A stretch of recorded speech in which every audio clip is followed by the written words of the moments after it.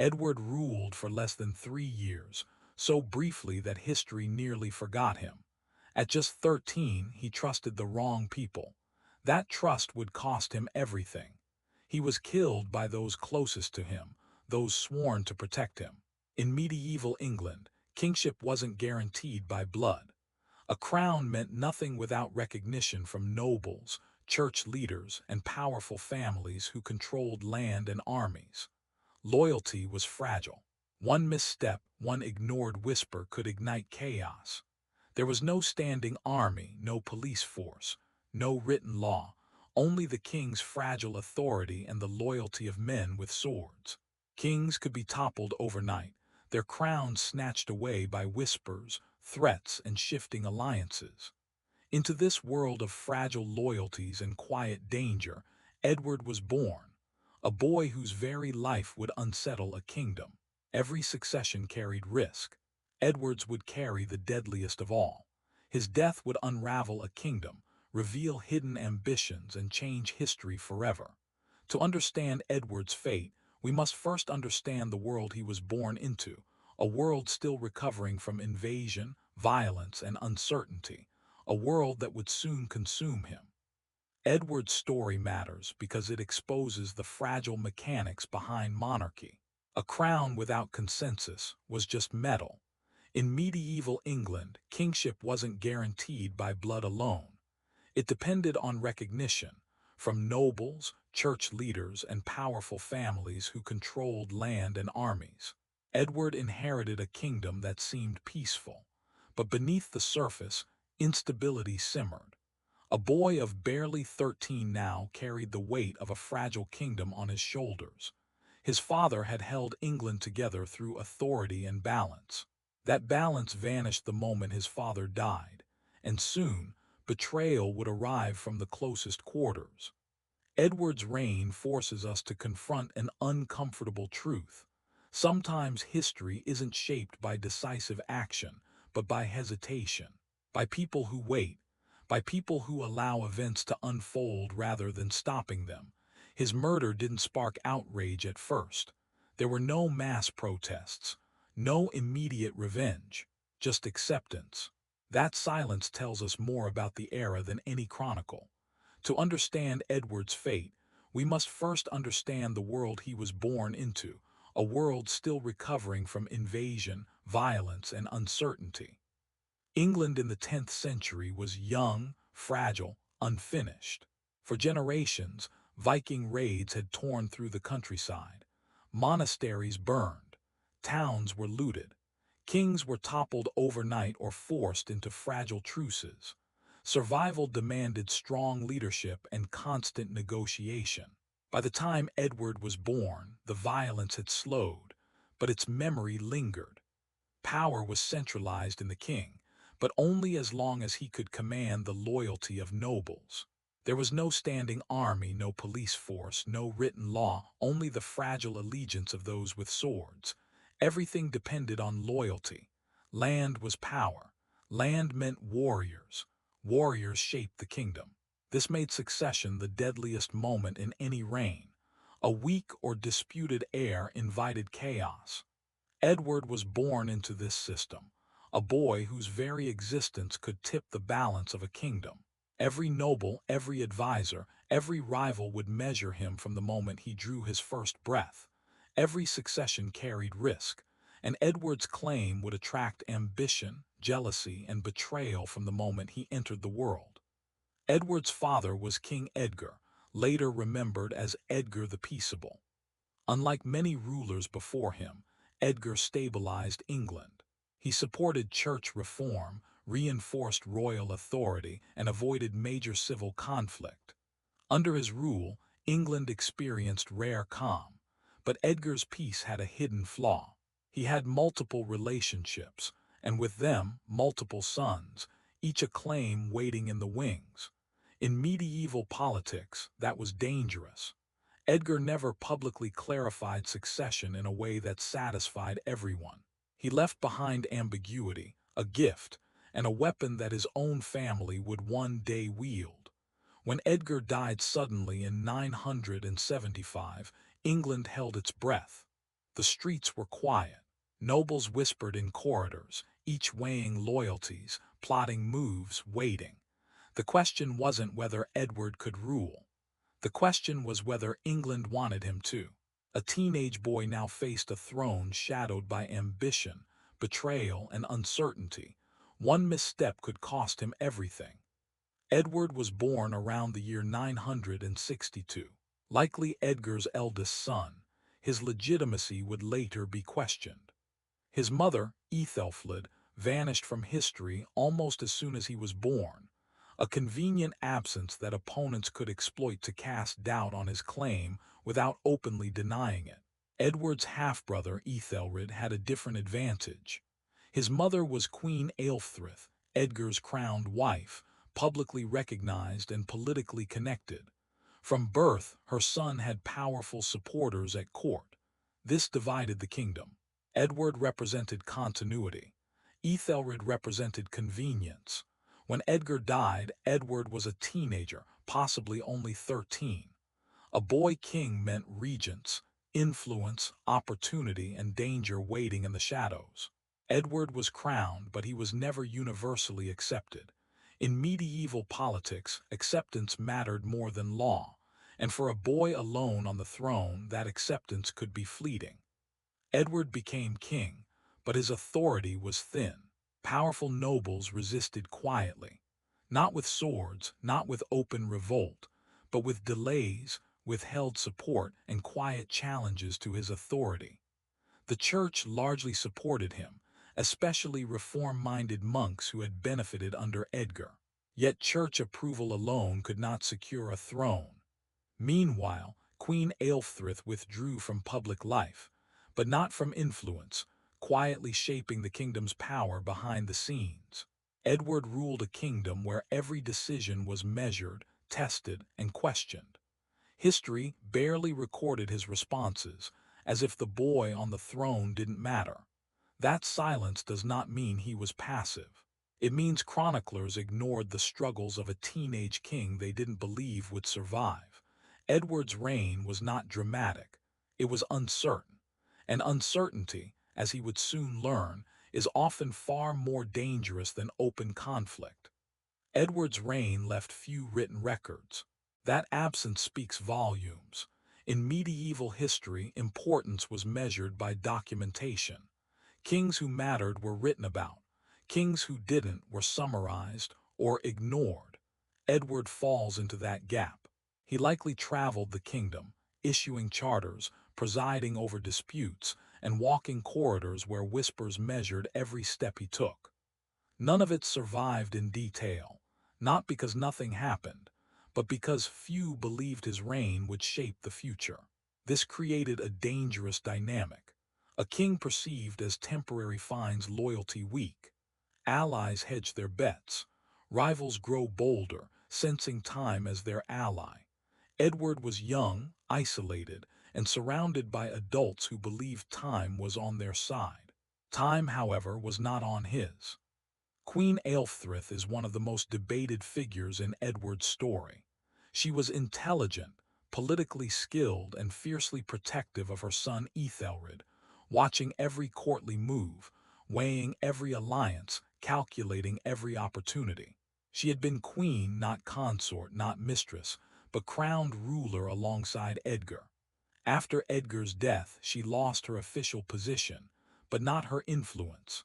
Whether she orchestrated Edward's murder, no contemporary source can confirm. Yet the ambition of her son ensured her name would never vanish from the story. Ethelred could not become king while Edward lived, and that fact alone haunted every later interpretation. Aelfrith's silence after Edward's death would be just as important as any action she may, or may not, have taken, a shadow over a boy king whose reign was already fragile. In March of 978, Edward traveled toward Corfe Castle. It wasn't a military visit. No army rode with him. No precautions were taken. Danger was the last thing on his mind. He came as a king visiting family, trusting the customs of hospitality that defined noble society. A boy king, unaware that those he expected to protect him were the very ones plotting his end. What awaited him would violate every custom of hospitality. It wasn't confrontation he would face, it was betrayal, wrapped in the guise of normalcy.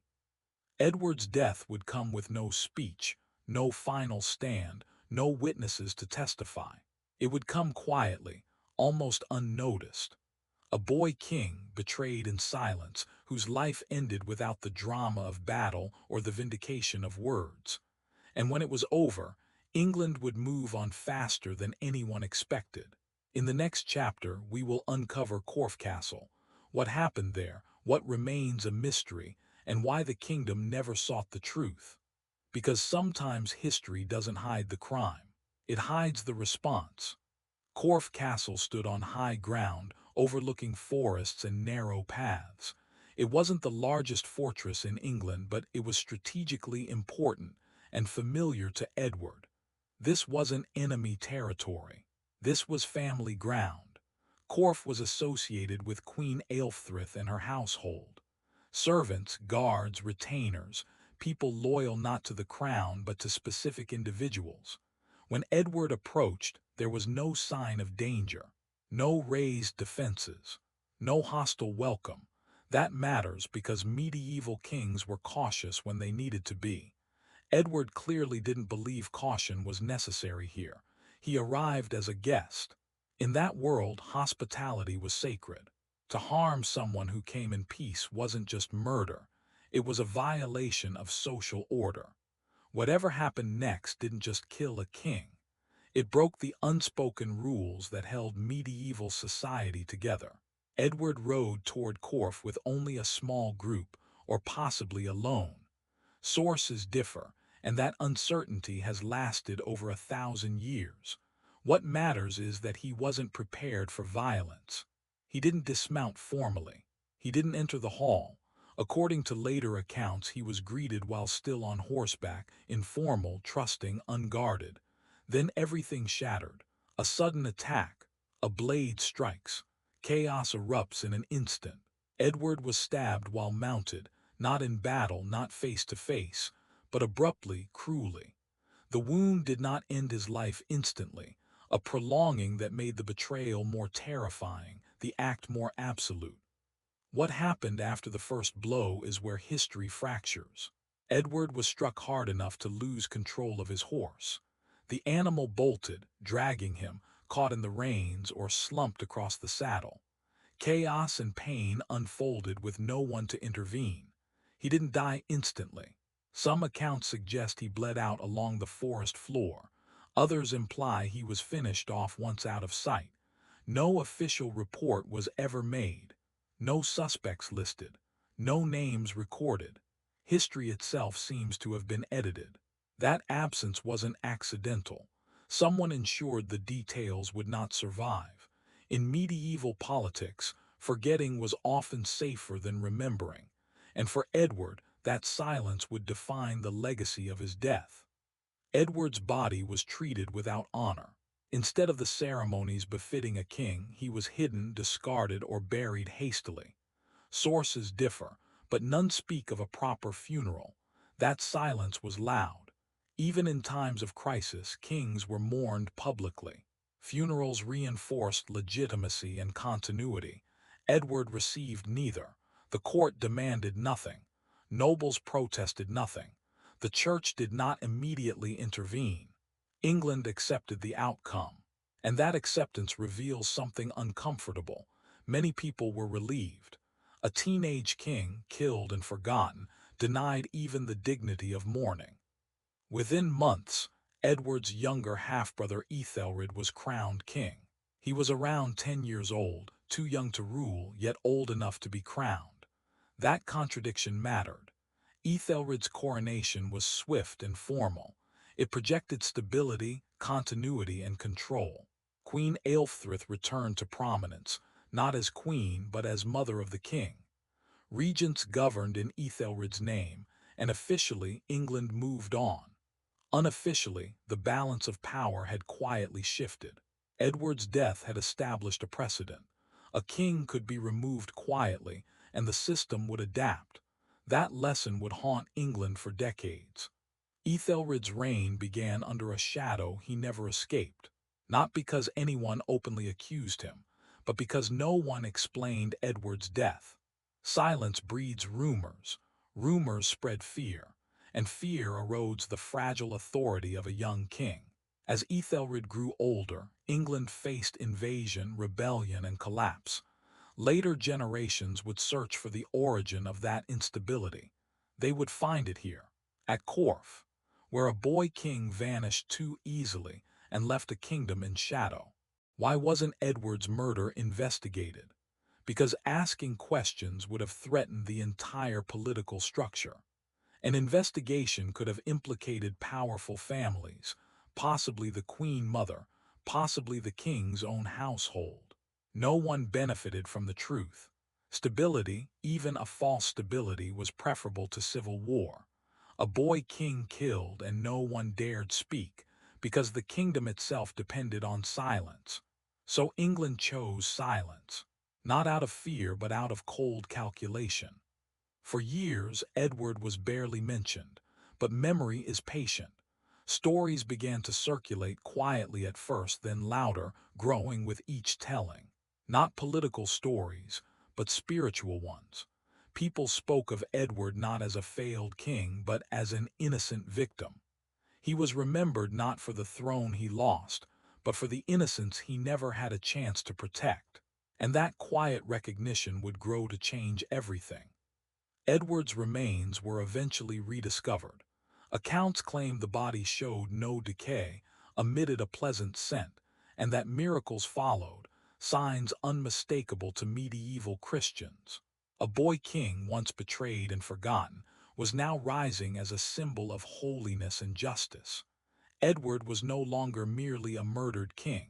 He was becoming something greater, a martyr, remembered for innocence, courage, and faith.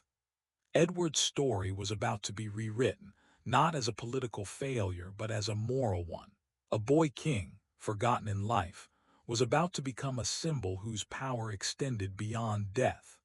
In the next chapter, we will explore how a once-forgotten king was transformed into a saint, and why that transformation was as political as it was spiritual. Even in death, Edward's story still held power, political, spiritual, and enduring. Edward did not become important immediately after his death. For years, his name lingered at the edges of memory, a murdered king, an uncomfortable subject, something people avoided discussing openly. But medieval memory worked differently than modern history. Stories traveled through sermons, not books, through whispers, not written records.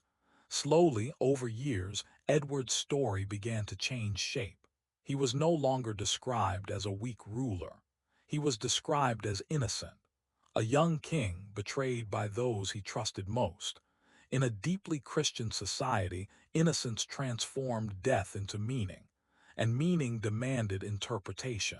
Edward's murder began to look less like a political act and more like a moral crime. And once Edward's death was framed as innocence betrayed, that meaning could never be taken back. Sainthood in medieval England wasn't declared by Rome in the way we imagine today. It emerged locally. Communities recognized holiness first. Miracles were reported. Pilgrimages followed. Only later did official recognition arrive.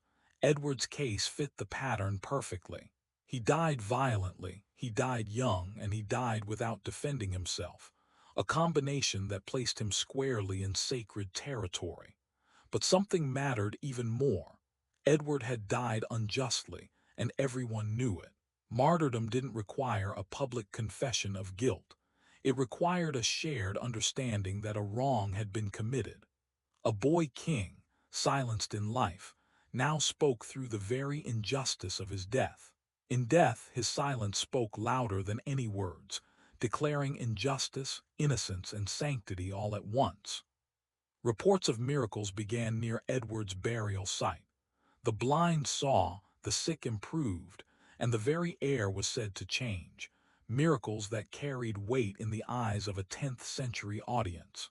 Modern viewers may doubt these claims, but at the time, belief validated power, and belief created momentum. Edward's remains were moved with ceremony this time, treated not as a discarded body but as a sacred relic. Once hidden and discarded, his remains were now revered, elevated, and carried with ceremony. The contrast was striking. The same society that had quietly accepted his murder now embraced his sanctity, not because the facts had changed, but because their usefulness had. The Church had its own reasons for honoring Edward. During Edgar's reign, monastic reform had flourished. Under Ethelred, that support weakened. By elevating Edward as a saint, reform-minded clergy reclaimed moral authority, not merely honoring a victim, but making a pointed critique. A boy king, silenced in life, now spoke through the very institution that had once ignored him. Edward became living proof that kingship without righteousness led to decay, and the clergy's warning needed no names. As Edward's reputation rose, Ethelred's began to fall. His reign was plagued by poor decisions, internal division, and renewed Viking attacks. Later chroniclers would give him a nickname, Ethelred the Unready. It didn't mean unprepared, it meant poorly advised, and that distinction would shape the kingdom's fate. Ethelred's court was fractured. Loyalty was inconsistent. His authority never felt secure. Edward's shadow loomed over every decision, every failure, every crisis.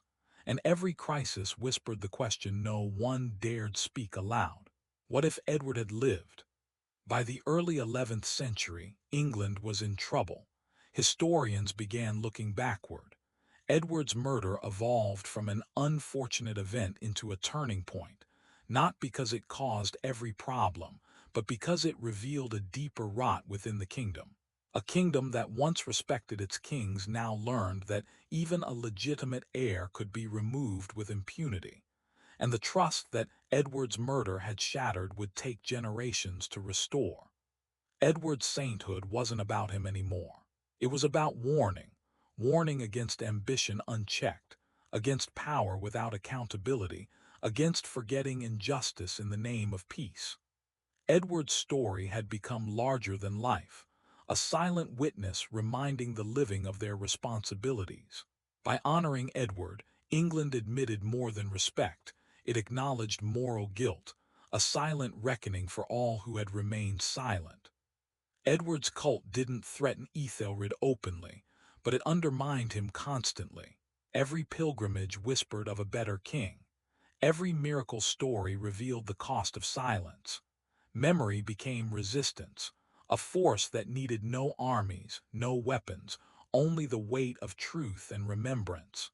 Though a boy sat on the throne, Ethelred felt Edward's shadow in every court, every council, every whispered story. Edward had been ignored in life, but in death he could no longer be controlled. A boy silenced by politics now spoke louder than kings, judges, or armies ever could. The boy king who had vanished from the records became the martyr no power could erase. Edward's story didn't end with sainthood. It continued quietly shaping events long after his death. Ethelred, crowned as a boy, inherited a throne shadowed by betrayal. His reign was marred by poor counsel, inconsistent loyalty, and the ever-present threat of Viking raids. Every failure, every crisis was measured against what might have been, what Edward could have been. The kingdom itself felt fragile. Trust in the monarchy had been fractured the moment a legitimate king was removed without consequence. Decisions were second-guessed. Nobles hedged, alliances shifted, and authority became fragile. And through it all, Edward's shadow lingered, not as a ghost of vengeance, but as a moral benchmark. Pilgrimages, miracle stories, and whispered memories reminded everyone of a better king, a life stolen too soon. In the next section, we'll see how Ethelred's troubled reign unfolded, and how Edward's murder set the stage for invasion, collapse, and conquest. Because England never truly recovered from what happened at Corfe. Ethelred did not begin his reign intending to fail. He inherited the crown as a child, surrounded by advisors who promised stability. But that crown carried a burden heavier than responsibility. It carried unresolved blood. Edward's murder had never been addressed, never explained, never forgiven. And though no one spoke of it openly, everyone understood what had happened. That unspoken truth shaped how Ethelred was perceived, not as a rightful successor, but as a replacement. In medieval politics, perception mattered as much as law. A king ruled only as long as people believed he should. From the very start, Ethelred carried a belief deficit. Every decision, every action would be measured against the silence that had elevated him. The shadow of a boy king murdered in his youth lingered over every council, every campaign, every moment of governance, reminding the realm what could happen when loyalty faltered and justice was deferred. Ethelred's nickname, often translated as the Unready, is misleading. It didn't mean unprepared. It meant poorly advised. His court was unstable, filled with nobles whose loyalty shifted with opportunity. Men who saw kingship not as duty but as leverage. Instead of decisive leadership, Ethelred received hesitation. Instead of unity, he inherited factionalism. Every council, every decision was measured against self-interest, ambition, and the unspoken memory of Edward's murder. That murder had taught powerful families a lesson. Kings could be removed quietly, and no consequences would follow.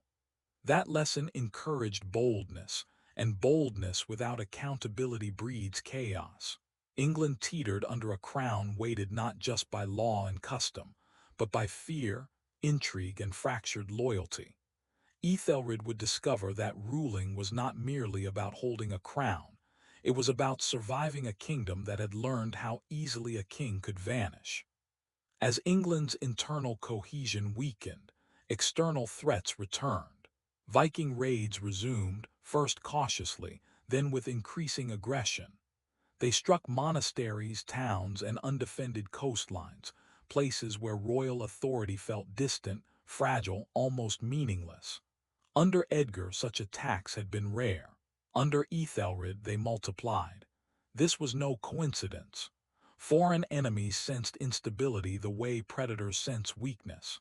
They moved quickly, probing defenses, exploiting gaps, testing the kingdom's nerves. England's defenses depended on coordination.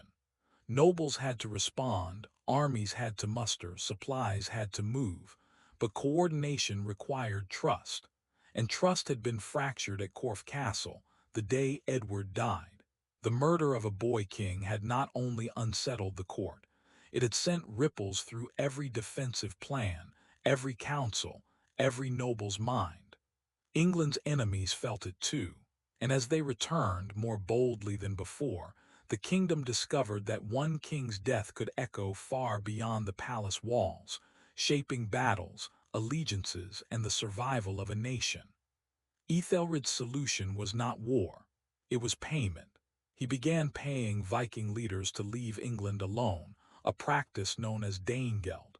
In the short term, it seemed to work, but in the long term, it proved disastrous. Paying enemies sent a clear message. England was willing to buy peace because it could no longer enforce it. Each payment invited another raid. Each treaty encouraged another demand. The crown's credibility crumbled with every coin handed over. Nobles whispered, warriors doubted, and the people began to see a king who could not defend them. Edward's murder had removed a king. Danegeld removed confidence. England had learned a bitter truth. A kingdom without trust, without authority, without respect, could be challenged not just by ambition within, but by enemies outside. And when the shadow of Corfe Castle hung over the throne, every weakness was magnified. As England struggled, Edward's sainthood grew in influence. Pilgrimages increased, churches dedicated to him appeared across the kingdom, and his story spread quietly but persistently.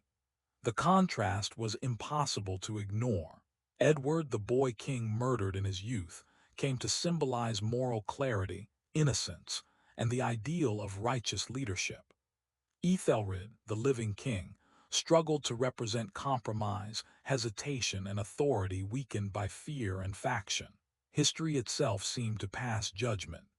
Every miracle attributed to Edward, every tale told by pilgrims, underscored what the kingdom had lost and what it tolerated. The shadow of Corfe Castle stretched far beyond a single death. It shaped memory, morality, and politics. And that judgment was not subtle. It whispered in councils, it lingered in monasteries, it echoed across villages. In life, Edward had been ignored. In death, he had become a measure by which kings were weighed, a standard of right and wrong that Ethelred, and all who followed, would be forced to confront. Ethelred had power. Edward had legitimacy. That difference defined the era. Power can command obedience, but legitimacy inspires loyalty. England had lost the latter, and the kingdom felt the consequences in every corner. Without legitimacy, every crisis became existential. Every invasion felt fated, every failed defense a confirmation that something had gone wrong years earlier. At Corfe Castle, when a boy king was silenced and no one was held accountable, Ethelred could wear the crown, sit on the throne, issue orders, but he could not command the hearts of his people. Nobles hedged, soldiers hesitated, and the common folk questioned who truly deserved to rule. Power alone could not fill the void left by Edward's absence. Legitimacy, moral authority, and trust had evaporated, leaving a kingdom constantly on edge, vulnerable not only to foreign enemies, but to the internal fractures that Edward's murder had exposed. England's unity began to unravel, region by region. Local leaders, once bound to the crown, started making their own deals. Some negotiated with Vikings to protect their lands. Others resisted alone, relying on their own resources and warriors. Royal authority became increasingly theoretical. The throne sat in London, but its commands barely reached distant villages and fortified towns. Power existed on paper, but legitimacy had eroded. Edward's death had taught the kingdom a bitter lesson. Central authority could vanish overnight. A king could be removed quietly, his murder ignored, and the realm would carry on. So people adapted. They stopped relying on the crown. Loyalties shifted. Communities made their own rules. Alliances formed not out of obedience, but out of necessity. The ripple of Corfe Castle extended far beyond a single act of violence.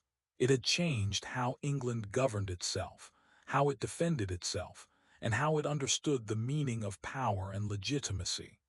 Later chroniclers didn't blame Ethelred alone. They traced the damage backward, following the thread of instability through decades of weak kings, failed defenses, and repeated invasions. And their investigations led them to one place, Corfe Castle, to the silence that followed, to an unanswered crime that set the kingdom on a precarious path. Edward's murder became more than a tragedy, it became a turning point. It was the moment England chose stability over justice, choosing quiet survival over moral reckoning. That choice came at a cost. Each time a crisis emerged, each time a Viking raid struck, each time nobles ignored royal command, the consequences of that silence echoed. Edward's death taught a lesson no crown could erase. That removing legitimacy, even for the sake of order, weakens a kingdom from within. And England would pay for that lesson repeatedly, long after the boy king had vanished from life, but never from memory. Edward's death wasn't just tragic. It was instructive. It showed what happens when societies prioritize calm over truth, when questions are postponed, when violence is absorbed instead of confronted. The cost isn't immediate. It accumulates slowly, like water eroding stone, unnoticed until the damage is undeniable. Each act of silence, each concession to convenience, compounds the weakness of institutions. In Edward's case, the murder of a boy king taught a kingdom that power could be removed without consequence, that loyalty was conditional, and that authority could be hollow.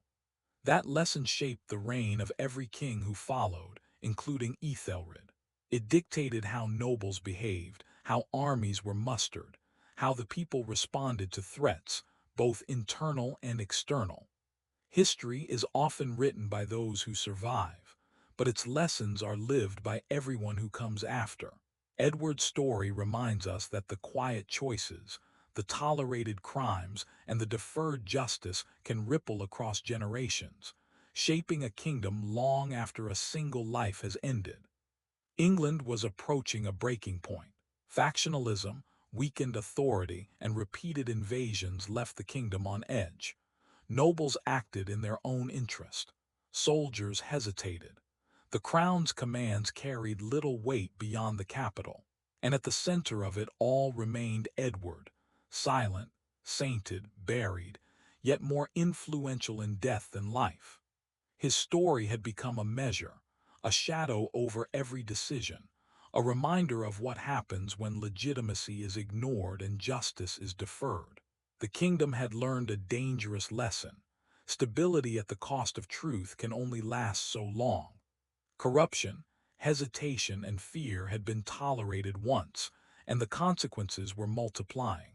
In the next part, we'll explore how this instability opened the door to conquest, how England's weakened unity invited foreign powers, and how the murder of a boy king continued to echo into one of the most famous invasions in English history. By the early 11th century, England was no longer reacting to raids. It was bracing for takeover. The Viking attacks had grown coordinated, ambitious, confident.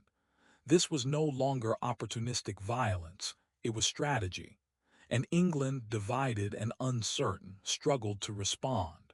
The kingdom still had soldiers, it still had wealth, it still had walls.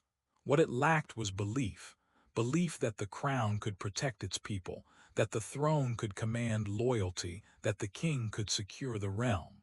That loss began long before the first Danish army landed in force. It began at Corfe Castle, when a boy king was killed and no one demanded justice.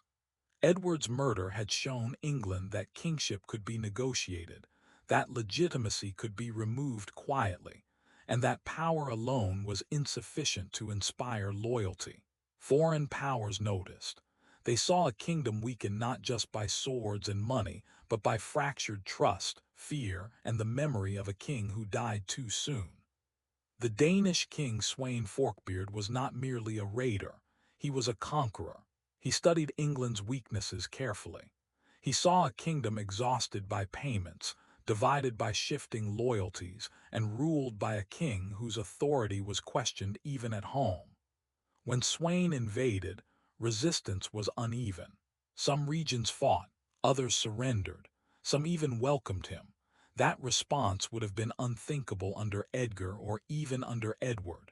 Their authority inspired loyalty, their presence commanded obedience.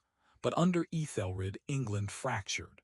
The crown could issue orders, the soldiers could fight, and the walls could hold. But belief had been lost. Authority without legitimacy proved fragile. The lessons of Corfe Castle echoed across every battlefield, every negotiation, every surrendered town. Edward's murder was not just a historical footnote, it was a warning unheeded. By the time Sweyn arrived, England was already on the edge, divided from within and ripe for conquest. When Sweyn's forces advanced decisively, Ethelred did something no English king had ever done before: he fled. He abandoned the kingdom, leaving his people exposed, and crossed the sea to Normandy. That act shattered what remained of royal authority. A king who runs confirms every doubt, every fear, every suspicion that the throne cannot protect its own. For the English people, the message was unmistakable. The crown would not protect them. Nobles hesitated, towns prepared for surrender, and the soldiers' morale collapsed. The fragile trust that had survived decades of internal struggle crumbled in a single moment. And once again, Edward's absence echoed loudly. Edward had died trusting his kingdom, hoping loyalty and justice would endure. Ethelred lived by escaping it, proving that authority without legitimacy is hollow. England was left to fend for itself, and the lessons of Corfe Castle, the murder of a boy king, the consequences of silence, the cost of deferred justice, loomed larger than ever over a kingdom on the brink of conquest. Sweyn Forkbeard declared himself King of England. For the first time in generations, the kingdom was ruled by a foreign conqueror. There was resistance, but no unified rebellion. Nobles negotiated, towns fortified what they could, soldiers fought where they must, and ordinary people endured. People adapted. Adaptation was survival, but it was also resignation. The crown no longer inspired loyalty, it inspired caution. Authority had been hollowed out by decades of hesitation, factionalism, and unpunished crimes. Edward's murder at Corfe Castle had normalized the idea that kings could be removed quietly, without consequence. That lesson rippled through Ethelred's failures, the payment of Danegeld, and the fractured response to invasion. Now England replaced its own king, not out of justice, not out of choice, but out of necessity, and the consequences were immediate and irreversible. The boy king who had vanished in life continued to shape the fate of a kingdom decades after his death. Sweyn's reign was short. He died suddenly in 1014. For a moment, England hesitated. Power was up for grabs, loyalties wavered, and the memory of recent failures lingered like a shadow over every decision. Ethelred was invited back, not because he was trusted, but because familiarity felt safer than uncertainty. The crown returned to a man whose authority had been questioned for decades, whose flight had shattered confidence, and whose reign had left England vulnerable. That invitation exposed the depth of England's crisis. There were no good choices left. Nobles did not know whom to obey fully, the people did not know whom to trust, and foreign powers watched closely, ready to exploit any weakness. Edward's absence loomed larger than ever. The boy king who had died trusting his kingdom became the measure against which every subsequent failure was judged. England's stability had been compromised so deeply that even the return of a familiar ruler could not erase the fractures, nor the lessons of Corfe Castle. Ethelred returned to a kingdom that tolerated him, but did not believe in him. Every failure was remembered. Every victory felt temporary, fragile, as if the crown itself doubted his authority. Meanwhile, Edward's sainthood continued to grow quietly. Pilgrimages increased. Churches honored his memory. Stories of his innocence and betrayal circulated in whispers and sermons alike. Edward had become more than a king. He had become a standard of righteousness, a measure against which all rulers were compared. In that light, Ethelred always fell short. No decree, no battle, no payment could erase the shadow of a boy king murdered too soon. The crown he wore commanded obedience, but it could not inspire loyalty. Authority existed, but legitimacy had vanished. The memory of Edward shaped perception, politics, and belief itself. England tolerated Ethelred, but it never truly trusted him, and that tension would guide the kingdom's fate for decades to come. Sweyn's son, Canute, would finish what his father had begun, more disciplined, more strategic, more patient. When Canute invaded, England barely resisted.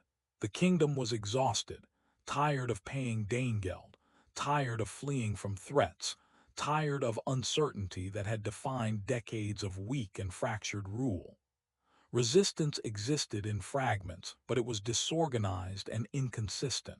Nobles acted out of self-interest, soldiers followed orders only when convenient, and the crown struggled to project authority that no longer inspired belief.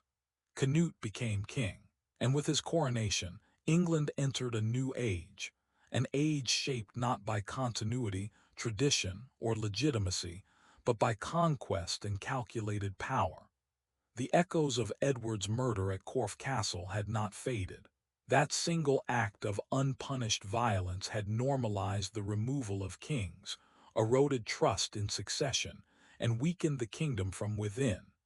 Decades later, The consequences were clear. A boy king's death had helped open the door for foreign conquest, and England would never fully forget the lesson it had learned too late. Canute succeeded where Ethelred had failed because he understood legitimacy.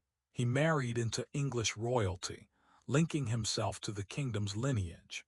He respected the church, gaining the support of a moral authority that Ethelred had struggled to maintain. He presented himself not as a conqueror but as a protector, a king who could secure peace and stability. Through these calculated choices, Canute repaired what had been broken at Corfe Castle, not through justice, not by addressing the murder of Edward, but through force, strategy, and the careful cultivation of loyalty. Edward's absence had created a void, a gap in legitimacy that could be exploited. Where once the murder of a boy king had destabilized a kingdom, that same absence allowed a foreign ruler to consolidate authority, restore order, and reshape England in his own image. History remembers Canute as a strong and capable king, but his success was built on lessons learned from failure, and on a kingdom forever marked by the boy who had died trusting it too soon.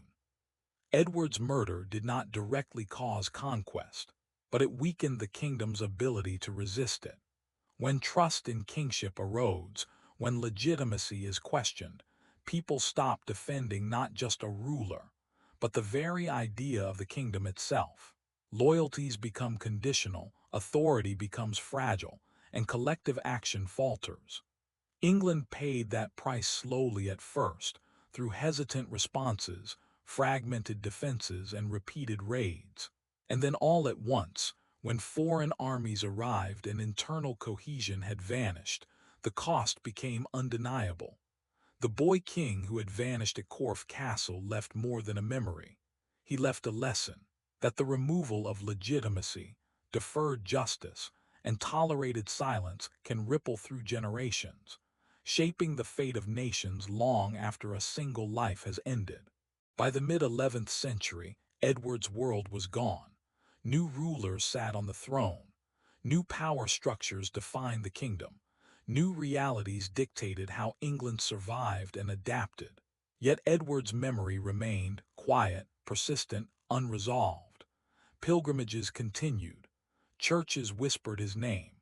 Stories of his innocence and betrayal lingered in sermons, chronicles, and the collective conscience of a kingdom still haunted by Corfe Castle. In the next section, we'll step back and examine Edward himself, not as a symbol, not as a saint, not as a cautionary tale, but as a person. Because to understand his legacy, we must finally understand the boy behind the crown, the young king who trusted too easily, whose life was cut short, and whose death reshaped the kingdom in ways no chronicler could have anticipated. Only then can we fully grasp why Edward's story matters, not just as history, but as a lesson in power, legitimacy, and the fragility of trust. When we talk about Edward, we often forget something fundamental. He was a child, not a symbol, not a saint, not a political problem. A boy, born into privilege, yes, but also into expectation and pressure that few adults could survive. Edward likely grew up moving between royal estates, surrounded by tutors, priests, and servants. His education focused on scripture, Latin prayers, and the rituals of kingship. He learned how to read the world politely, how to obey, how to perform the duties expected of a king.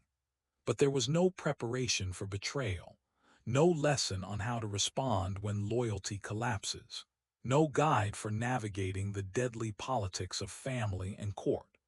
Edward learned obedience, but in a world where power depended on suspicion and self-interest, that obedience may have been his greatest vulnerability. In understanding Edward as a boy, not just as a martyr or a political symbol, we see why his story resonates, why his murder mattered, and why the kingdom itself would never be the same. Edward became king during adolescence, a time of uncertainty even in the modern world. He inherited responsibility before identity. There was no gradual transition. One day he was a prince, the next, a ruler. His decisions were guided heavily by advisors. His authority was filtered through older men with their own ambitions, their own loyalties, their own agendas.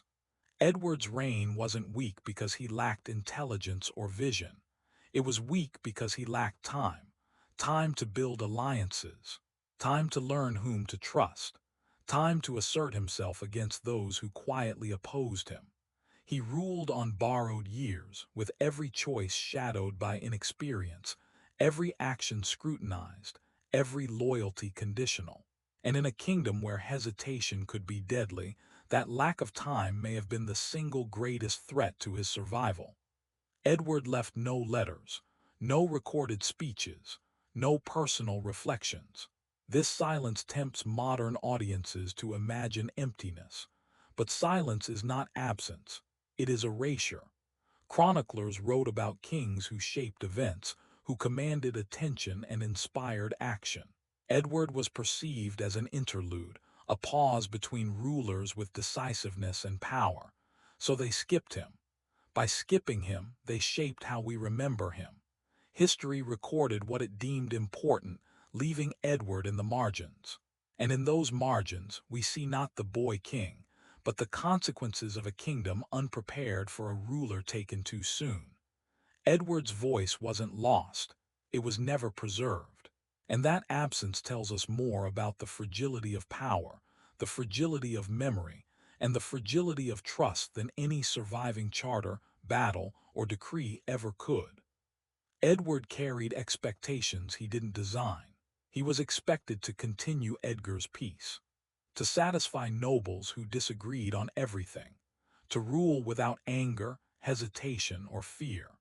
That's impossible, especially for someone still becoming themselves, still learning the bounds of authority and loyalty, still navigating the dangerous currents of a kingdom that valued power over principle.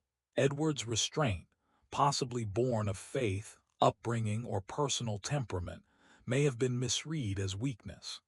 Every decision measured, every word cautious, every action filtered through deference. In politics, restraint without authority invites challenge. It signals vulnerability. And Edward, a boy king, ruled a kingdom where the ambitious and opportunistic waited for any opening. The crown weighed heavily, and every step forward risked betrayal.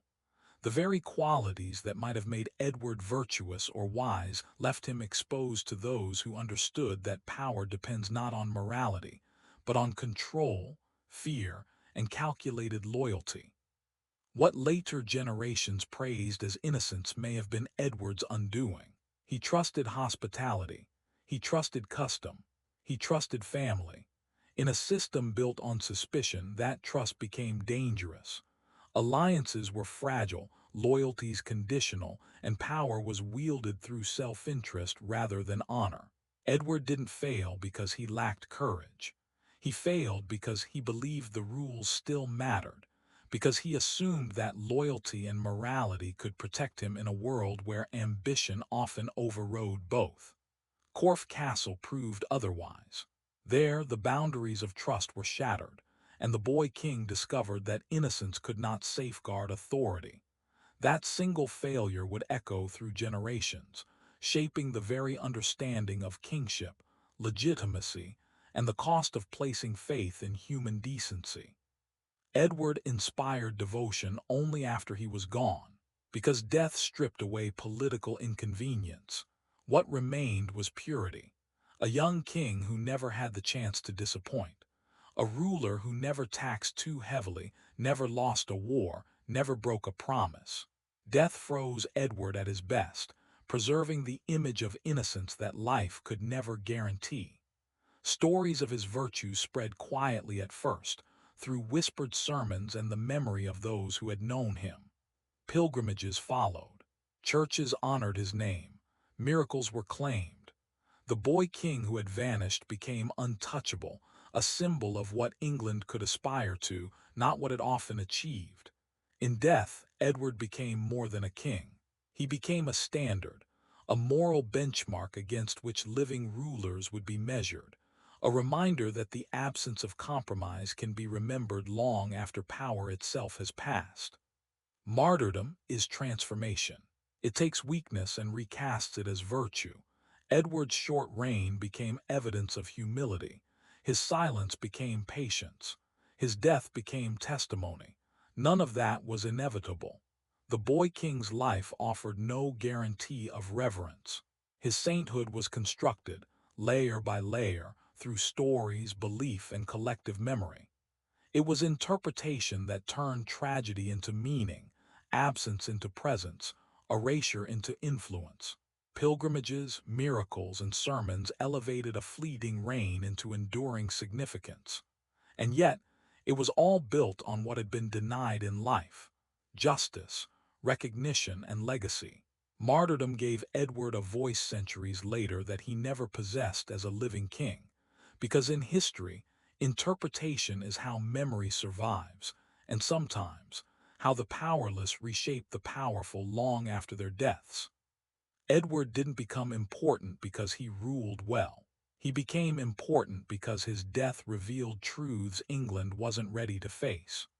Truths about power, the fragility of authority, the limits of obedience, the peril of misplaced trust. Truths about legitimacy, how a crown without belief is just metal, and how a kingdom can fracture when succession is uncertain.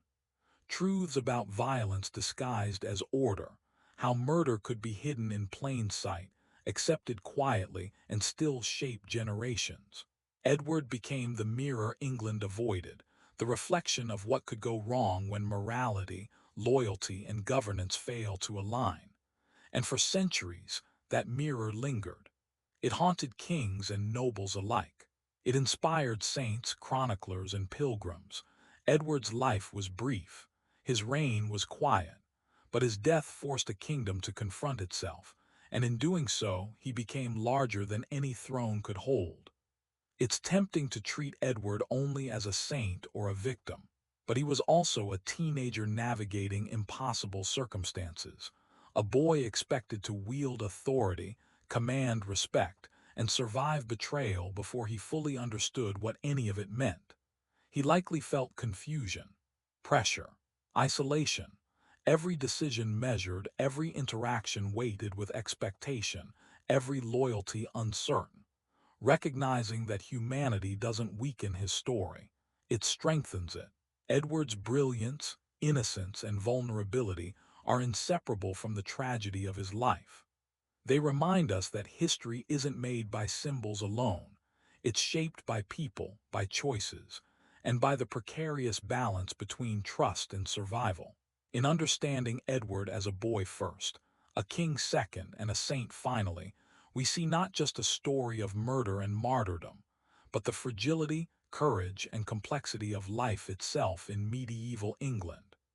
Edward's life ended before it could fully begin, but his legacy continued, reshaped, reinterpreted, and repurposed by those who remembered him, by those who needed him, and by those who sought to teach through his story. In the decades and centuries that followed, Edward's memory was preserved in chronicles, songs, and sermons. It was reshaped by saints' cults, reinterpreted by clergy, and sometimes manipulated by rulers and chroniclers to serve political or moral purposes. He became more than a boy king. He became a symbol, a caution, a moral benchmark, a reminder of innocence betrayed and legitimacy denied. In the next section, we'll explore how Edward's story endured, why it mattered, and how the past can be rewritten through memory, myth, and meaning. Because history doesn't just remember events, it remembers interpretations, and sometimes the interpretations outlast the facts themselves. History is not a fixed record. It's a living process, reshaped by whoever controls the present, who decides what to remember and what to forget. Edward's reputation didn't freeze when he was declared a saint. It continued to evolve, influenced by politics, fear, and convenience. In the decades after his death, Edward was remembered intensely. Churches bore his name. His feast day was observed. Pilgrims traveled long distances to pray at his shrine, seeking protection, guidance, or miracle. But memory requires maintenance. Without care, stories fade. Without need, devotion wanes. Over time, England's priorities changed. New kings faced new threats. New crises demanded new narratives. Edward remained in memory, but less urgently, more quietly, often referenced as an example of innocence or morality rather than as a figure central to political life. And yet, even diminished, his story endured, shaping perceptions of kingship, legitimacy, and justice for generations yet to come. Later rulers faced a dilemma. Honoring Edward acknowledged injustice. Ignoring him avoided uncomfortable questions. Some kings promoted his sainthood cautiously, embracing the spiritual benefits while leaving political wounds untouched. Pilgrimages were encouraged, churches dedicated, sermons preached, but the crown never questioned who had been responsible for his death. Others remained silent, wary of stirring memories that could threaten authority or spark unrest. Edward became a symbol that was safe only at a distance. He represented holiness but not governance, memory but not instruction, and slowly his presence softened. He remained in chronicles, in relics, in liturgy, but his story became quieter, more symbolic than immediate, a distant moral compass rather than a living example. Yet even softened, even mediated through centuries, Edward's legacy persisted. It reminded rulers and subjects alike that kingship carries weight beyond law, and that the echoes of injustice, once ignored, can shape a kingdom long after the moment has passed. In 1066, England experienced its most famous rupture, the Norman Conquest. With it came new rulers, new language, and new priorities. The Normans didn't just take the throne, they rewrote history. Chronicles, records, and official narratives were shaped to legitimize their rule, emphasizing strong, decisive kings and minimizing vulnerability or disorder. Edward the Martyr didn't fit their narrative. He wasn't a conqueror, he wasn't a lawgiver, he wasn't strategically useful. So he faded, not erased but sidelined. His story survived in whispers, in local memory, in churches that retained his relics and feast days. But he was no longer central to the kingdom's official story. And that fading is part of his legacy. Edward reminds us that history is selective, that significance is often defined not by life, but by who tells the story and what they choose to emphasize. Even in obscurity, Edward's life and death continued to echo, quietly shaping ideas about kingship, legitimacy, and the cost of political silence. Edward's sainthood survived, but quietly. He became a saint people respected, not one they rallied around. No crusades bore his name. No dynasties claimed him. No political movements needed him. He existed in churches, in relics, in feast days observed with devotion. But he never commanded armies or influenced policy. His sanctity was moral, not strategic. Saints tied to power endure. Their stories are repeated, invoked, and politicized. Saints tied to caution fade. They inspire reflection but not action, reverence but not dominance. Edward's memory, like his reign, was delicate, preserved yet peripheral, a reminder of innocence, martyrdom, and the consequences of inaction, but always at a distance from the levers of authority. And in that quiet persistence, he retained a voice history could not fully silence, a moral echo that endured centuries after crowns, battles, and kings had passed into obscurity. As centuries passed, Edward's story thinned. Details blurred, dates shifted, motives simplified. Legend filled the gaps left by history. He became the boy king who trusted too much.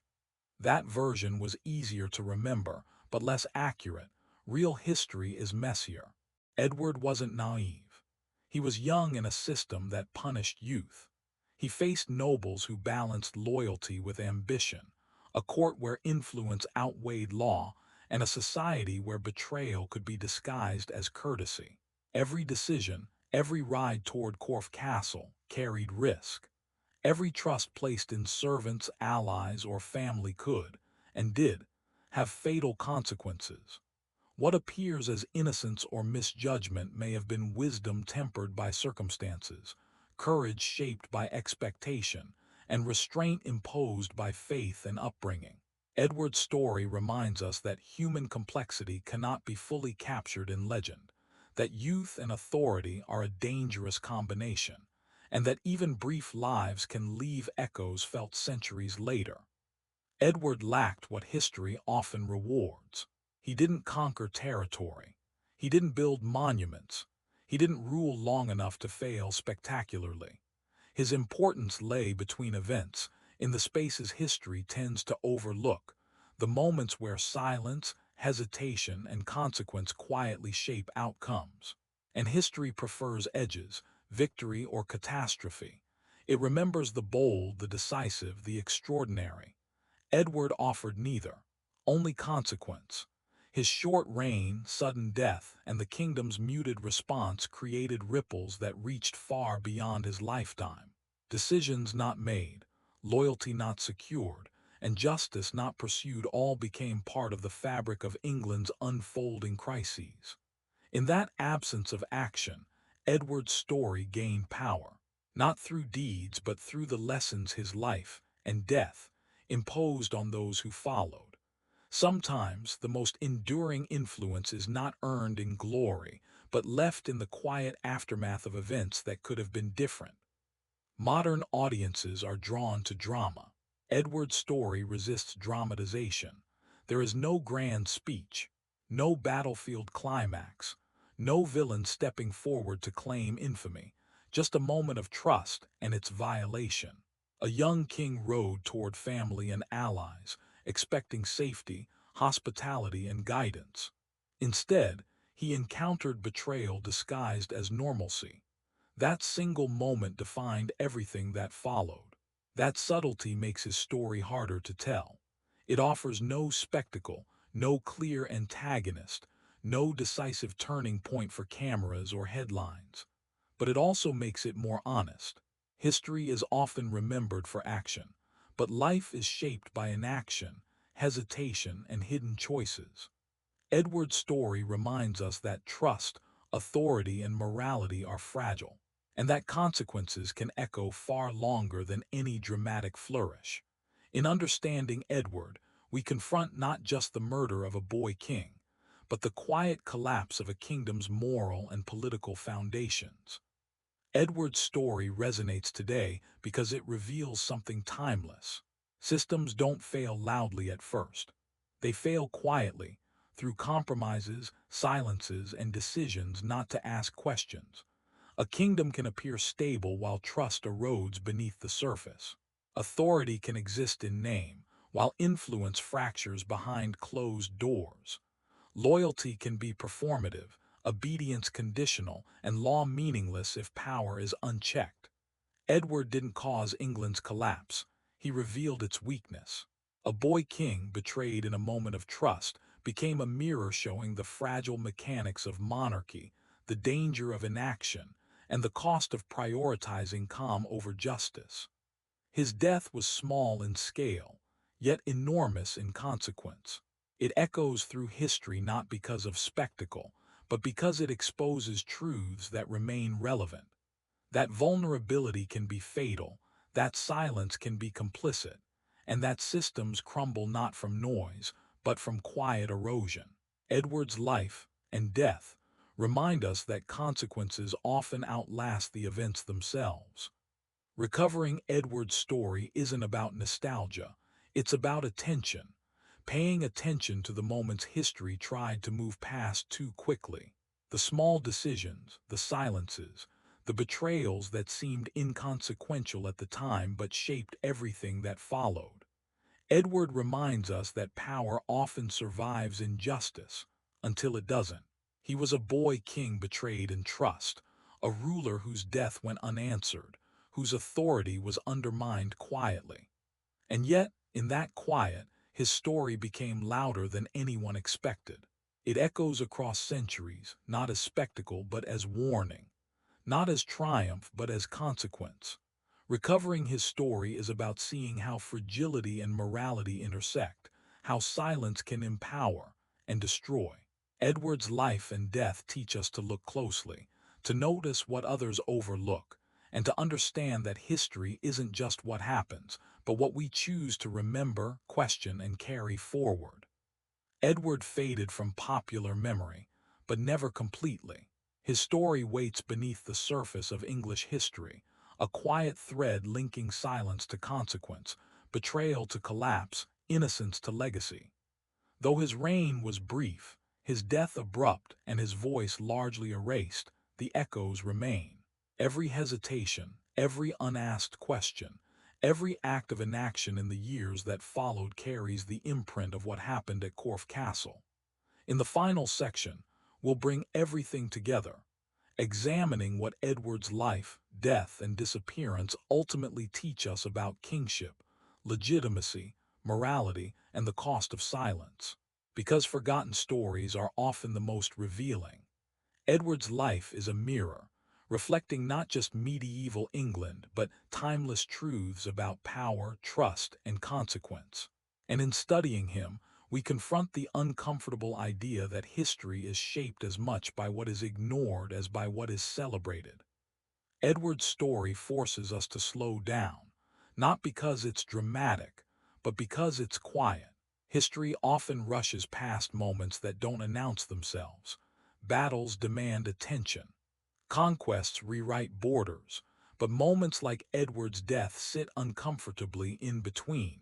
Nothing exploded immediately. England didn't collapse the next day.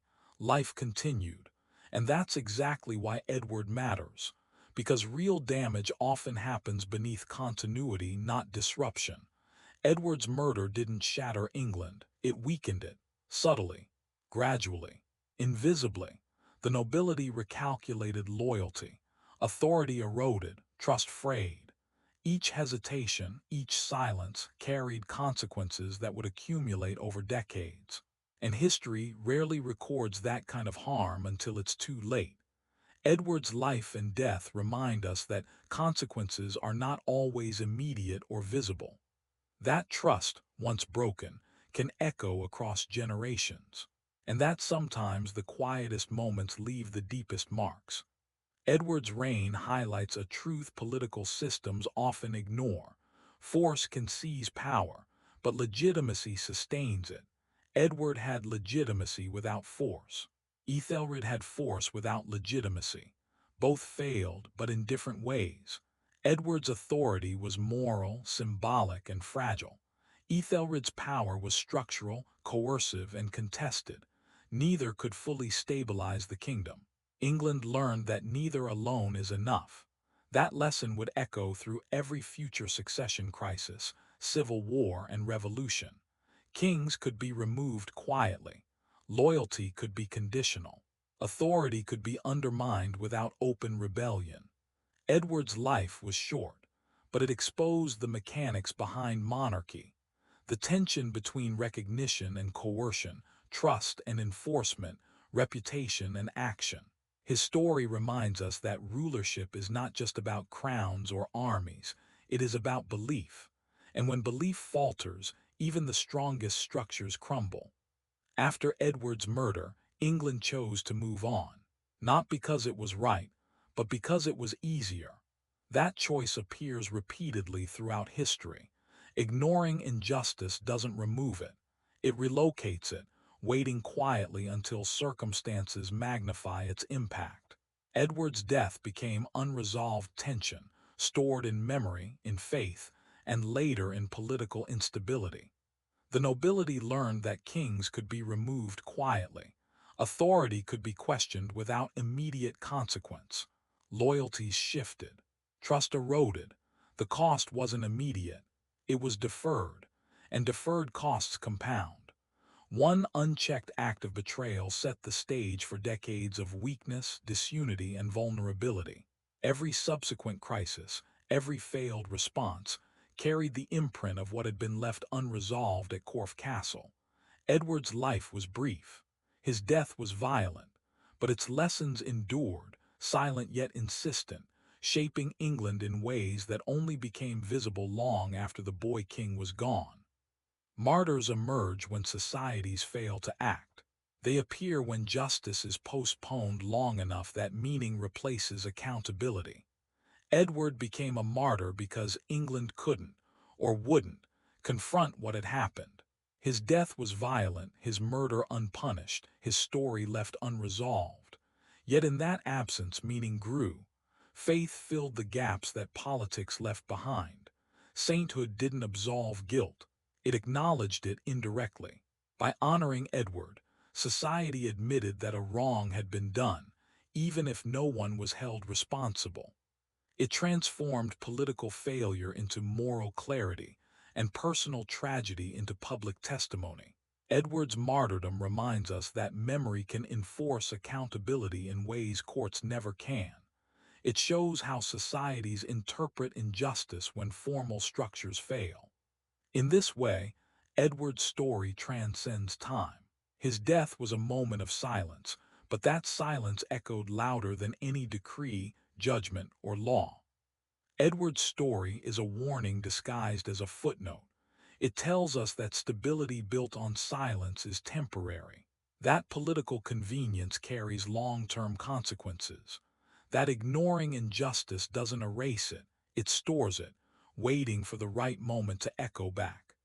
Edward was a boy king betrayed in trust, erased in life, and quietly remembered in death. His murder didn't spark immediate upheaval, but it left a gap, a lesson, and a precedent.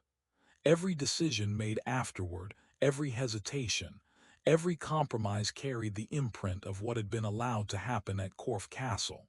Forgotten victims often shape the future more than celebrated rulers. Their absence can shift perception, erode authority, and destabilize systems in ways that no single victory or decree can. History isn't only written by winners. Sometimes it's haunted by those removed too easily. Edward's story reminds us to pay attention to what is silent, to what is erased, and to what lingers beneath the surface. Edward's story feels modern because the dynamics haven't changed. Power still depends on perception. A crown is only as strong as the belief behind it. Silence still protects the powerful. Secrets and inaction shape outcomes as much as swords and decrees. Youth is still underestimated. Inexperience is often punished more harshly than failure. Edward reminds us how fragile systems are when legitimacy is treated as optional. Authority without trust, force without recognition, and decisions without accountability create vulnerabilities that endure far longer than anyone expects. His life and death show that instability doesn't always arrive with a bang. Sometimes it seeps quietly, through hesitation, compromised loyalty, and unchallenged wrongdoing. And yet, even in that quiet, lessons remain. Lessons about trust, consequence, and the cost of ignoring injustice. Edward's story is a mirror, reflecting not just 10th century England but any system, ancient or modern, where legitimacy is assumed and silence is tolerated. Edward represents unrealized possibility, not greatness, but continuity, not spectacle, but stability. He was a king who could have grown into his role, who could have learned, commanded loyalty, and shaped his kingdom with legitimacy rather than force.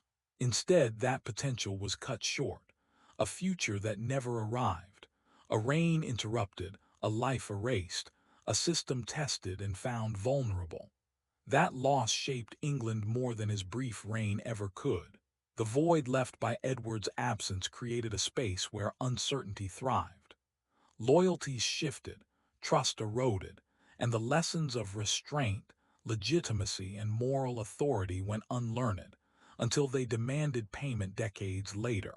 Edward's story is not about what he did.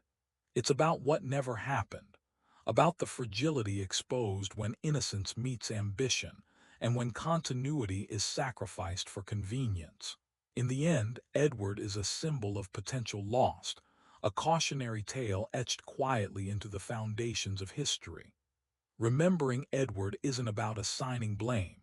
It's about understanding consequence, about tracing the effects of silence, of choices left unchallenged, of power exercised without accountability. History becomes useful only when we examine what was ignored, not just what was celebrated. The gaps, the erasures, the overlooked moments, these are where lessons often hide. Edward invites that examination. A boy king erased in life, sanctified in death, and quietly shaping the kingdom long after he was gone. His story reminds us that actions deferred and wrongs unaddressed echo far beyond the moment. He shows us that consequences are not always immediate and damage is not always visible. Sometimes the most profound lessons come from what we fail to notice, from the absence of intervention, from the collapse of trust and legitimacy. Edward's life, death, and memory compel us to pay attention, to see history not as a series of victories, but as a network of consequences. Edward's life began quietly. His death passed quietly. No battlefield, no grand proclamation, no dramatic confrontation, only trust violated, only a kingdom silence. And yet his story refuses to disappear. It lingers in the cracks of history, in the lessons left unlearned, in the echoes of legitimacy ignored. Every later crisis, every fractured loyalty, every invasion that succeeded with ease carries the imprint of what happened at Corfu. In the final act, we return to where we began, to the forest, the silence, and the question England never answered. What does it cost a society to tolerate injustice, to allow authority to be removed without consequence, to prioritize convenience over principle? Edward's story is quiet, subtle, and unfinished, but that is its power. It reminds us that sometimes the smallest moments, the lost voices, and the erased lives shape the course of history far more than the grandest victories ever could. Edward didn't demand remembrance. He inherited it. A boy king erased in life, sanctified in death, quietly shaping the future of a kingdom he never fully ruled. His life and legacy were not forged through conquest or law, but through absence, trust violated, and the consequences that followed. And in the end, that may be his most enduring legacy. In the final section, we'll conclude Edward's story, not with judgment but with reflection, not with applause nor condemnation, but with understanding of the forces his life revealed, the vulnerabilities his death exposed, and the echoes that persisted long after he was gone. Because some histories don't end, they linger. Edward's story is one of silence and consequence, of trust broken and legitimacy questioned. And in that quiet persistence, it continues to teach, caution, and haunt, even a millennium later. We return to the place it all began. Corfe Castle. Stone walls, silent forests, the uneven terrain where Edward was betrayed. Today, the castle ruins are calm. No armies, no conspiracies, no haste. Only the echoes of what happened over 1,000 years ago. Walking these grounds, it's easier to imagine the boy who arrived trusting his hosts. A king who didn't anticipate danger from those closest to him, and a society that allowed murder to pass unchallenged, because stability seemed more important than justice. Edward's death at Corfu wasn't simply a historical event, it was a moral pivot. The kingdom learned how far it could bend rules without breaking them, how easily authority could be questioned, loyalty withheld, and consequence postponed. And centuries later, that silence still teaches us something about the cost of choosing convenience over truth. Edward's story lingers not because of power or conquest or glory, but because the quiet moments of betrayal echo farther than the loudest victories ever could. Edward's final moments remain partly mysterious. Accounts suggest he was stabbed while on horseback, dragged from sight and left to die in the forest. He was not a warrior in battle, not a king in control, but a boy betrayed by those around him. No formal trial, no accountability, only silence. That silence amplified his story, allowing it to be reshaped over time. The vulnerability of youth, combined with injustice, transformed Edward from a failed king into a symbol of moral authority. It's a haunting thought. A single act of betrayal, unchecked, can ripple through generations, shaping nations, altering memory, and creating the space for reflection centuries later. Edward's death wasn't just a crime against one boy. It was a turning point for a kingdom, a lesson in power and legitimacy, a reminder that what we allow in quiet moments often carries the deepest consequences. Edward's life was brief, yet memory stretched it far beyond reality. After his death, miracles were reported. Pilgrims came to his shrine. Churches bore his name. He became a saint in the eyes of those seeking moral clarity amid political chaos. History transformed him. A boy king who once seemed powerless was recast as a moral guide. A life defined by betrayal became a life that taught lessons about trust, integrity, and the consequences of ignoring injustice. Edward shows us how memory reshapes events, how interpretation can surpass fact, and how silence, both in life and in the historical record, can become louder than action. In a world where political convenience often outweighed justice, Edward's story reminds us that even the quietest life, the briefest reign, can leave a legacy that echoes across centuries. A boy betrayed became a symbol, and that symbol shaped more than kingdoms. It shaped the very way history remembers right and wrong. Edward's story warns against turning a blind eye. When England accepted his murder without consequence, it set a precedent, one that influenced the reign of Ethelred, the return of Viking invasions, and the eventual Norman conquest. The kingdom learned that silence could maintain short-term stability, but at a long-term cost. Loyalties shifted, authority weakened, trust eroded. What began as a single act of betrayal rippled outward, shaping decisions, alliances, and the very perception of kingship for decades. The lesson is timeless. Unaddressed wrongdoing compounds, weakens systems, and creates openings for future instability. Edward's death wasn't merely tragic, it was instructive. It revealed how fragile authority becomes when moral clarity is absent, how the choices of one generation echo into the next, and how the consequences of convenience can far outlast the immediate moment. Edward's life may have been short, his warning, however, endures. Edward didn't speak much in his life. We have no letters, no speeches, no recorded words, but in silence he still communicated lessons. His death taught more than his reign ever could. Trust matters, loyalty matters, justice matters. The absence of these things leaves societies vulnerable. The irony is stark. A boy whose voice was never recorded became a teacher whose lesson echoed across centuries. In a world dominated by power struggles and political manipulation, Edward reminds us that moral authority often survives when temporal authority fails. Every act of betrayal, every moment of inaction, every choice to prioritize convenience over justice, all of it became part of his story. And through that story, Edward's presence persisted, shaping kings, kingdoms, and memory itself. A boy silenced in life became a symbol that could not be silenced in history. And in that silence, he spoke louder than any throne or sword ever could.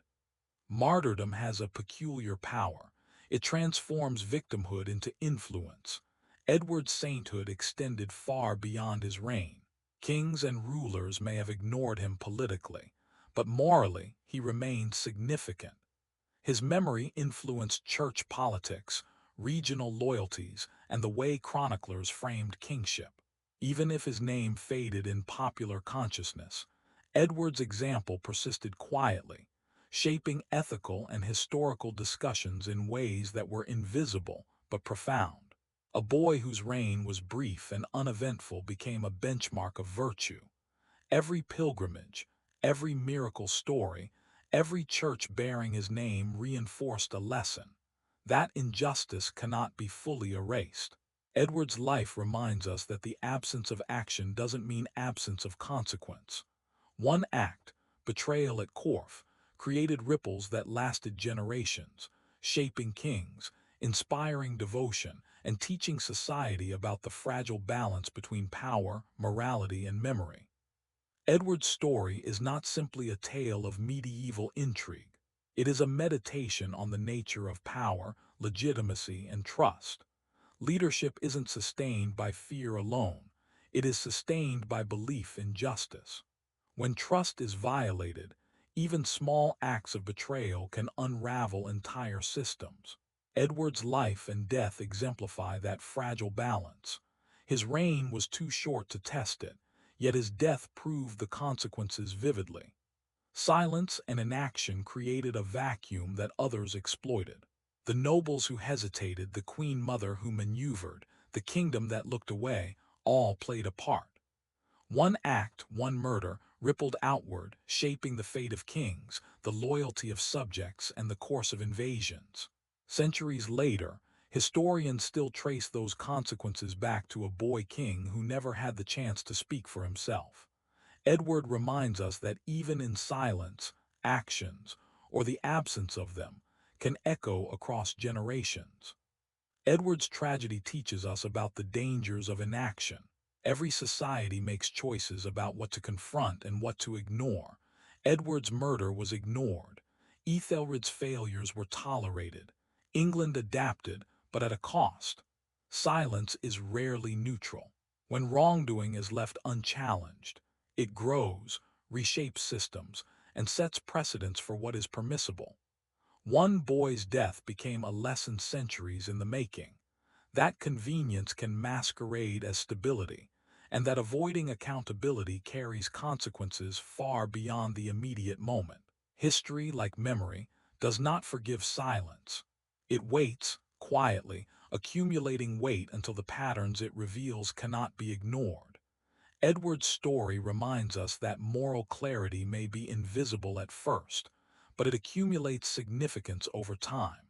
The boy king who never spoke left a voice louder than many who ruled, a testament to the power of absence and the enduring consequences of choice or inaction. At the end, Edward is more than a historical footnote. He was a boy navigating impossible circumstances. A king without armies, a ruler without full authority, a human whose trust was exploited. His life reminds us that history is shaped not only by actions, but by omissions, by choices to look away, to prioritize convenience over justice. Remembering Edward allows us to see the human cost behind political calculations, to feel the fragility of leadership, to understand that innocence in the wrong environment can be both beautiful and dangerous. His story is subtle, quiet, and often overlooked, but it is no less instructive. Through reflection, we honor the boy beyond the saint, the human beyond the symbol, and the lessons his brief life continues to offer about trust, morality, and the structures we rely on. Edward's legacy is not measured in victories or conquests.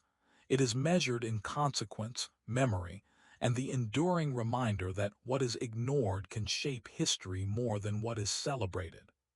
Edward's story concludes not with fanfare, but with meditation. We've witnessed a boy betrayed, a kingdom weakened, a saint emerging, and history remembering selectively. Each fragment, life, death, legacy, carries lessons that ripple far beyond their immediate context. The final act weaves these threads together, inviting reflection rather than judgment. What does Edward teach us about power, loyalty, and the consequences of inaction? How does a society that chooses convenience over justice shape its own destiny? Remembering Edward is not about mourning a footnote. It is about understanding the fragility of systems, the weight of silence, and the human cost behind political calculation. His story lingers quietly, reminding us that even in absence, influence persists. It asks us to notice what is ignored, to question what is convenient, and to confront the subtle ways history records or erases truth. Edward's story began in silence, and it ends there as well. A boy king, betrayed, murdered, and largely overlooked by history. Yet in those very absences, his story resonates more loudly. Life gave him little power. Death gave him enduring influence. And memory, carefully preserved by pilgrims, clergy, and chroniclers, made him timeless. As we reflect, it is worth considering what Edward truly represents. Not conquest, not dynastic glory, not battlefield triumph, but trust, legitimacy, and the fragile balance of power. He embodies the lesson that moral authority, even when subtle, can outlast armies, crowns, and centuries. His silence becomes a voice we can still hear today, a warning, a meditation, a mirror. It asks us to notice what is ignored, to question what is convenient, and to confront the delicate threads that hold society together. Edward did not demand remembrance. He inherited it, and in that inheritance lies the enduring weight of his story. Edward's life highlighted the tension between two forms of power. Force, the kind Ethelred wielded, can command obedience, maintain control, and enforce order, but only temporarily. Authority without legitimacy may appear strong, but it is fragile beneath the surface. Legitimacy, the kind Edward possessed by right of birth and moral standing, resonates far longer. It creates loyalty, inspires trust, and shapes memory. Even a brief life can leave enduring influence when legitimacy is recognized, even quietly. England's later struggles, the Viking invasions, the Norman conquest, and recurring internal unrest remind us of this truth. Authority unmoored from trust is unstable, vulnerable, and ultimately unsustainable. Edward's short reign exposed that fragility. Though his voice was never recorded, and his rule barely remembered in chronicles, his presence, absence, and death echoed across generations. Even in life cut short, Edward shaped history more profoundly than many who ruled far longer. Edward's story teaches that the consequences of inaction ripple far beyond a single moment. Failing to confront injustice, the decision to move on, can destabilize entire systems. Political convenience may grant temporary calm, but silence compounds vulnerability over time. Edward's death reminds us that trust is a fragile currency. Once broken, it reshapes not only the present but the future as well. He was too young to act decisively, too powerless to command the loyalty he deserved. Yet the world remembered, and in remembering it learned, slowly, painfully, and enduringly. His life and death expose a universal truth.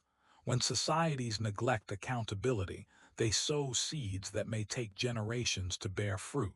Edward's quiet tragedy echoes across history, showing that even those who seem powerless in their moment can leave lessons that endure far longer than their time on the throne.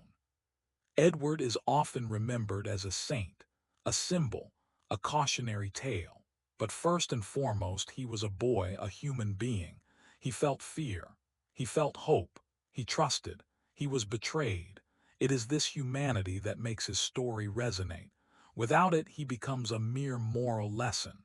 With it, his life and death illuminate the complexities of leadership, the weight of morality, and the human cost of political maneuvering. Edward's brief existence reminds us that history is not only shaped by kings, armies, and laws, but also by the fragile, vulnerable people caught within them. He was more than a symbol. He was a witness to the consequences of trust, the fragility of authority, and the silent lessons left behind when injustice goes unanswered. Edward's memory endured precisely because it was incomplete.